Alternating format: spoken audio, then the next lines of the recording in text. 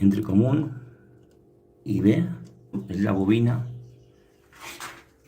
del cabezal de subir en alta, y después la C, como se ve acá, la D son para descenso, son las otras dos. Después,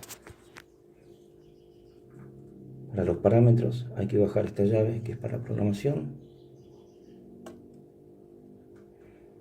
y de ahí avanzamos a los niveles.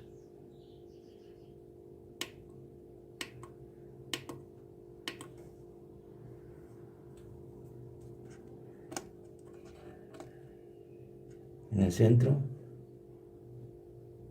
está normalizado.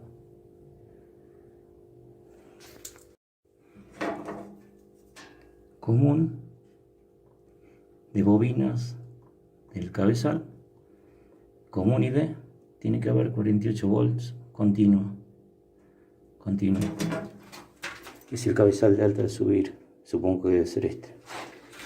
Y después tenemos la C y la D, que son los otros dos para descenso.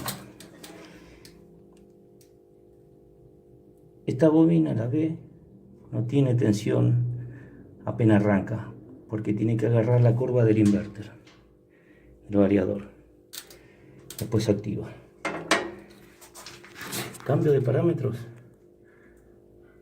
Acá tenemos una llavecita, va para abajo.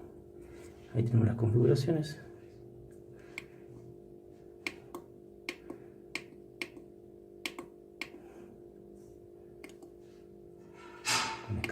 Con escape salimos, y con OK, que sería este, ingresamos datos, le damos OK.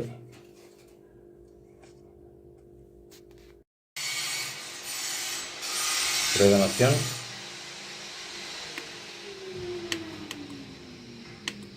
De tiempo. De 3, tiempo, velocidad. Y nada de esto. 23.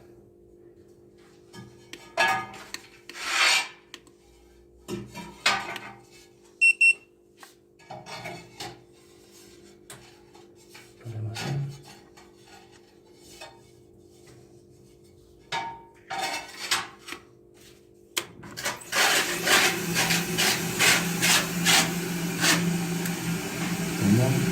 Otra vez, para subir, seguiré bajando. Son las bobinas del cuadrante.